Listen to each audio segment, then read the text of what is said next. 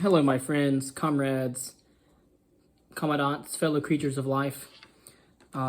These next two lectures in my reading on Schultz's History of Modern Psychology is going to go over the philosophical influences on psychology, and then the one after that will start to go into the physiological influences on modern psychology.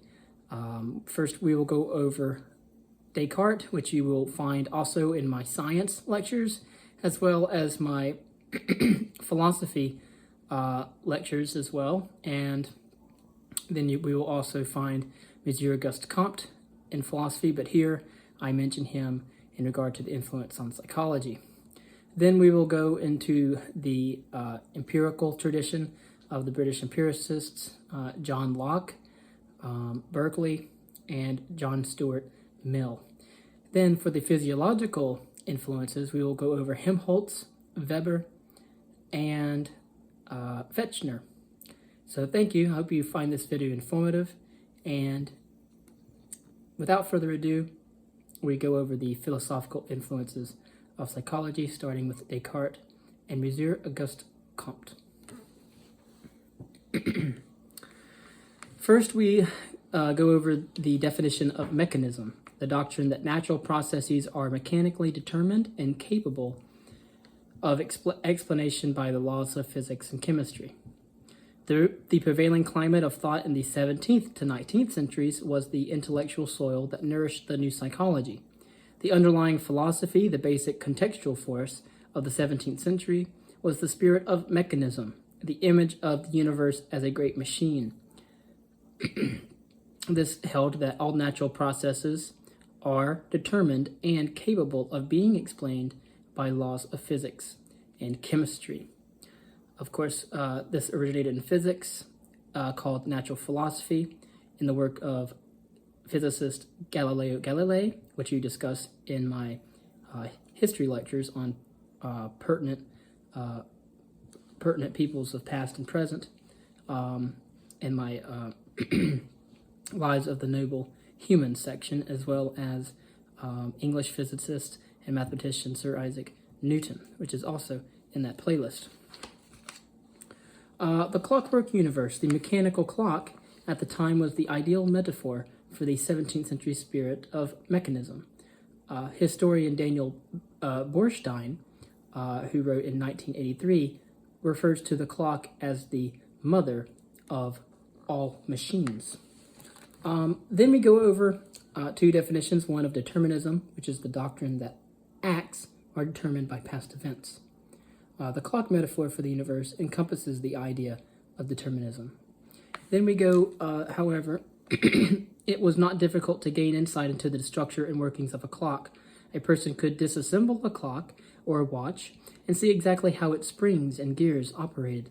Then this led scientists to popularize the notion of reductionism, the doctrine that explains the phenomena on one level, such as complex ideas, in terms of phenomena on another level, such as simple ideas. The workings of machines such as clocks could be understood by reducing them to their basic components.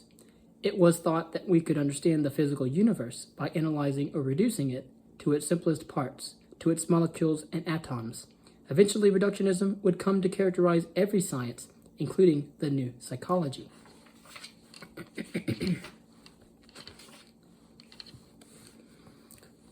The beginnings of modern science, with empiricism, the pursuit of knowledge through the observation of nature and the attribution of all knowledge to experience. The ruling forces of philosophical inquiry were dogma, the doctrine proclaimed by the established church and authority figures. But in the 17th century, a new force became important, empiricism, the pursuit of knowledge through observation and experimentation. Knowledge handed down from the past became suspect, and in its place the golden age of the 17th century became illuminated by discoveries and insights that reflected the changing nature of scientific inquiry. Enter René Descartes. Descartes was keenly interested in applying scientific knowledge to practical concerns. He anticipated the notions of conditioning in dogs some 200 years before Pavlov refined the concept. He devoted his life to the life's work to the proposition that mathematical principles can be applied to all the sciences and thus produce certainty of knowledge. He resolved to doubt everything, particularly dogma from the past, and accept as true only that of which he could be absolute certain, that determined by the empirical methods. A biographer on Descartes quotes him as a man of immense self-regard and of immeasurable ambition, a proud, excitable, egotistical little man. Dogmatic about his own views, he accused everyone who disagreed with him of misunderstanding or being stupid. He was suspicious, quick to take offense, and quick to anger, slow to cool. He insisted that he was unaffected by personal attacks, but he never forgot an insult, slight, or an injury. Descartes wrote, however, extensively on mathematics and philosophy. Of course, if you want to see some of the works that he wrote, you could look at my Lives of the Noble Humans lecture on René Descartes. The mind-body problem. So the mind-body problem was the question of the distinction between mental and physical qualities. Descartes' most important contribution to the development of modern psychology was his attempt to resolve the centuries-old controversy about the mind-body problem. Throughout the ages, scholars had argued about how the mind, or the soul, could be distinguished from the body and all other physical qualities. And you would note at this time, from ancient times of classical antiquity, of Greco-Roman culture, all the way through the medieval ages of Europe, really it was seen in some sense that the thinking of a man was done here in the heart and not the brain, and that the thinking individual was separate from the body, or that the soul, or the part of the man who thinks, is separate from the actual body. This was called dual aspect. And so our mind and body, the mental world, and the material world, distinct from each other. For thousands of years, as I have mentioned, scholars had argued that the mind and the body had different natures. Before René Descartes, the accepted theory was the mind could exert an enormous influence on the body, but the body had little effect on the mind. In Descartes, his theory of mind-body interaction was that the body exerts a greater influence on the mind than previously supposed. And of course, Freud would take this further. The relationship is a mutual interaction. This idea, considered radical in the 17th century, has important implications for psychology. As a result, scientists and philosophers came to assign a greater importance to the physical or material body. Functions previously attributed to the mind were now considered functions of the body. Descartes redirected the attention of scholars from the abstract theological concept of soul to the scientific study of the mind and mental processes. As a result, methods of inquiry shifted from subjective metaphysical analysis to objective observation and experimentation. Whereas people could only speculate about the nature and existence of the soul, they could actually now observe the operations and the processes of the mind. Here we go to reflex action theory, the idea that an external object, a stimulus, can bring about an involuntary response. Descartes compared the body's nerves to the pipes through which the water passed and the body's muscles and tendons to engines and springs. From this line of reasoning, Descartes arrived at the idea of the undulatio reflexa, a movement not supervised or determined by conscious will to move. For this conception, Descartes is often called the author of the reflex action theory previously mentioned. A precursor of the 20th century behavioral stimulus response, SR psychology, in which an external object or a stimulus brings about an involuntary response. Descartes' work also supported the growing trend in science towards the notion that human behavior is predictable. The mechanical body operates in ways that can be anticipated. Descartes found confirmation in contemporary physiology for his mechanical interpretation of the workings of the human body. In 1628, the English physician William Harvey uncovered the basic facts about blood circulation within the body. Other physiologists were studying the digestive processes. Scientists had determined that the muscles of the body worked in opposing pairs and that sensation and movement depended somehow on the nerves. Although researchers were making great strides in describing the functions and processes of the human body, their findings were often inaccurate and incomplete. According to Descartes, the mind is capable of thought and other cognitive processes, He conceived of the mind as something that occurred somewhere within the brain, because research at that time had shown that sensations travel to the brain and movement originates within the brain. It was obvious to Descartes that the brain had to be the focal point for the mind's functions, and he spent a considerable amount of time trying to find out where this occurs, or where this interaction occurs. Descartes' doctrine of ideas had a profound influence on the development of modern psychology. He suggested that the mind produces two kinds of ideas: derived ideas and innate ideas. Derived ideas are produced by the direct application of an external stimulus. Innate ideas, however, arise from the mind or consciousness independent of sensory experiences or external stimuli. Descartes' work served as a catalyst for many trends that would converge to form the new psychology.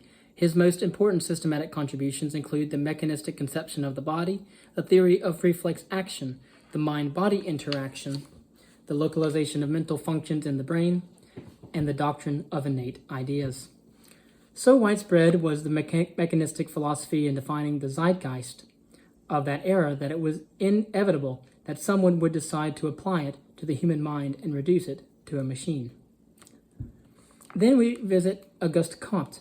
Monsieur Auguste Comte, by the middle of the 19th century, 200 years after Descartes' death, the long period of pre-scientific psychology came to an end. During this time, European philosophical thought became infused with a new spirit, positivism. And you can see logical positivism on my science lecture series. The term and the concept were the work of the French philosopher Auguste Comte, who, when he learned that he was dying, said that his death would be an irreparable loss to the world. Monsieur Auguste Comte undertook a systematic survey of all human knowledge. To make this ambitious task more manageable, he decided to limit his work to facts that were beyond question. That is, those facts that had been determined solely through the methods of science. Thus, his positivistic approach referred to a system based exclusively on facts that are objectively observable and not debatable. Everything of a speculative, inferential, or metaphysical nature he declared illusory and thus rejected. Comte believed that the physical sciences had already reached a positivist stage, no longer dependent on unobservable forces or religious beliefs to explain natural phenomena. And we kind of see this in his view of history, and I've written on it in my historiographical writings. However, for the social sciences to reach a more advanced stage of development, they too would have to abandon metaphysical questions and explanations and build solely on observable facts. So influential were Comte's ideas that positivism became a dominant force in the European zeitgeist or time spirit of the late 1800s. So it is amazing that Comte was able to exert such a major and lasting influence, considering his financial and emotional problems, and he never held a formal academic position. But he did propose the idea of materialism, the doctrine that considers the facts of the universe to be sufficiently explained in physical terms by the existence and nature of matter. This goes back to Heraclitus, if you look at my philosophy readings playlist. Positivism, materialism, and empiricism became the philosophical foundations of the new science of psychology. Empiricism, however, could be related to the growth of the mind, that is, how the mind acquires knowledge. Accordingly to the empiricist view, the mind grows through the progressive accumulation of sensory experiences. This idea contrasts with the nativistic view exemplified by Descartes, which holds that some ideas are innate. Thank you. We consider now some of the major British empiricists: John Locke, George Berkeley, and John Stuart Mill. Thank you for watching.